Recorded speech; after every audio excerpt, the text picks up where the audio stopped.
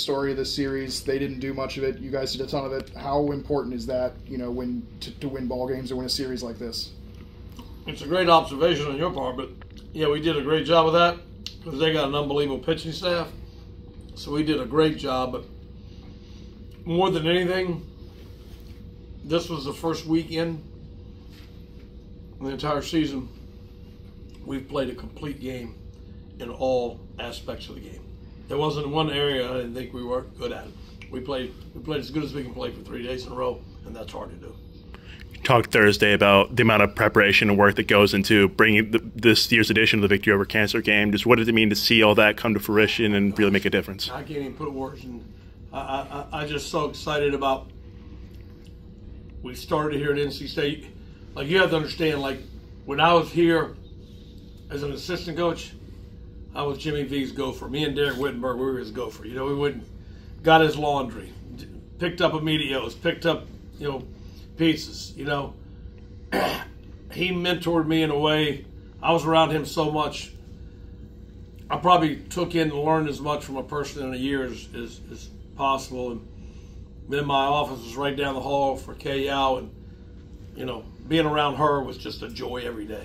The advice she gave me, how she loved on me, and some things we shared at the end of her life are a big memory for me, and so how she helped me. So here are two icons that created so much monies for cancer research and breast cancer research. And the Play for K game is our favorite game of the year, and it's always packed, and I like halftime as much as I like the game. And now NC State baseball, same school that have those two icons who did so much for cancer research, we're going to start children's pediatric cancer research. And I think in about 8 years, I was talking to the new chancellor, Kevin Howell, the other day. In about 8 years, Duke and UNC Health are going to merge and build a children's hospital somewhere in the research triangle. And the president of UNC Health came and threw out the first pitch Thursday night and was talking to him. And Trey Turner and Kristen, they called me 2 Christmases ago and just said, this is what we want to do with our money. And they heard so many Jimmy V stories Trey said for me when he was here. They felt like they knew him, and that's where they wanted to funnel their money. And it just hit me before I leave here, why don't I get that started here? And now we'll tie in children's cancer research, breast cancer research, and Jimmy V, the foundation that he started. And so has raised so much money. And I still talk to Pam Balwano, Jimmy's wife and widow, and she'll be here May 9th, and she's going to get involved in this. And it's I don't know. I was talking to Scotty McCreary's dad after the game. He came today. Scotty couldn't be here. He was going to be here, but he's a stagecoach, California, touring, you know, singing all over the place. And we'll get so many people tied into this thing. I think there's a race car driver I'm trying to get tied into it. I don't want to mention any names because I don't know how big we can make this thing. But I'm hoping that I'm sitting at the beach one day in about 10 years and that this game is so huge. And not here, but every Division I, II, III team in the country, I think will be playing a game for pediatric cancer research, given their funds. Like Wake Forest gave theirs to a hospital the other day in Winston-Salem, and everybody's doing it. And it's just, to see those smiles on those kids' faces down there, to see the kid throw out the first pitch, the strike, and it's unreal. It's just, it's what it's all about in life. Well, I guess. Coach, just talking about the game, just the weekend that you guys had, knocking off the number 2 ranked team in the nation. It's just how well you guys play. That's got to be feel good as a coach standpoint. So what I said earlier, it's the best we have played all year for 3 games in a row. Hard to play 3 games in a row. It's not the physical thing, it's the mental thing. These kids can play 7 games in a row physically. It's the mental grind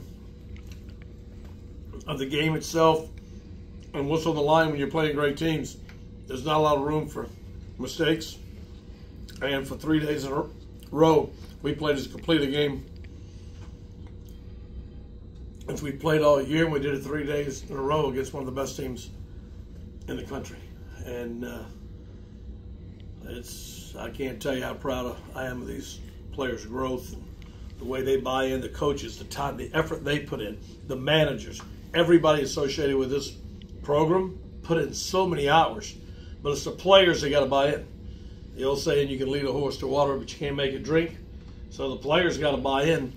And I'm just so proud of everybody that's associated with this program. I think it's why the fans love this program and always have. And now I hope we can get this stadium bigger and better. And just, I want to leave this program better than it was when I got here. And when I got here, it was pretty darn good. So that's kind of hard to do, but we're working on it. The players have talked about they're having fun again, playing something that they didn't, when they were in Jacksonville. How much have you seen them, just play fun, and how much has that helped kind of just this mindset of just playing loose? You can have more fun when you're playing for each other. In the beginning of the year, we didn't know anybody. We didn't know each other. Like, we bring in new guys every year. That's the thing now. So if you don't know anybody, you can't trust them. You can't respect them. And if you can't trust and respect your teammates and understand, it ain't, because this game will tend to let you think it's about me because of stats and because of newspaper articles and because of seeing their name and, stuff. So this game will lead you to think it's about you. And when you get your name in the paper, it is a deal now. I don't care what age you are, when you see your name in the paper and whatever's following that name is, it hits you. And so you tend to think it's about you, and this game can. So early in the year, they were just playing for themselves, which you tend to do in this game. And now they're playing for one another, and it's just the biggest difference in the world. And you can have more fun that way when you're not trying to think about yourself. You want kids to show up in big games. Marone had a chance to sweep today, and it was a cancer game, and he showed up. Is that a mindset? Is it more than ability? No, he's tough. It always comes back to what they call raising. You know what I'm saying? He was raised pretty good.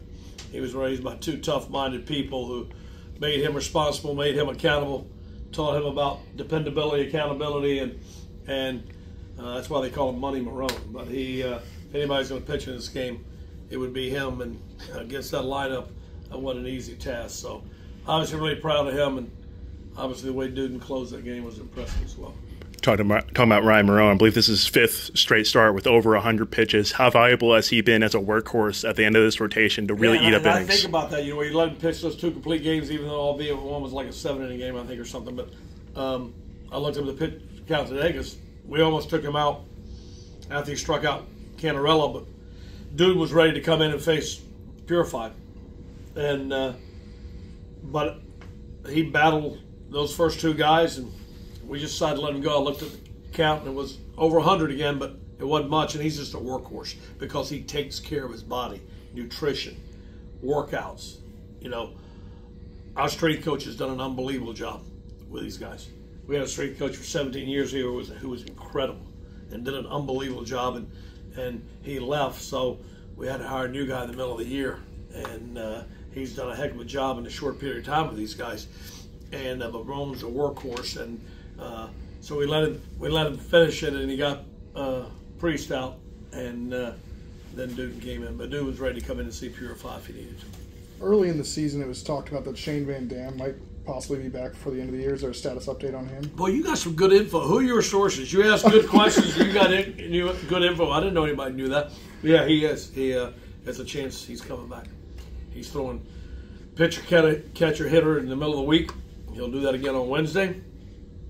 And if that goes well, there's a chance you'll see him. Good to hear. Good for you.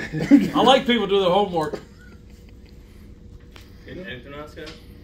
Thank you y'all.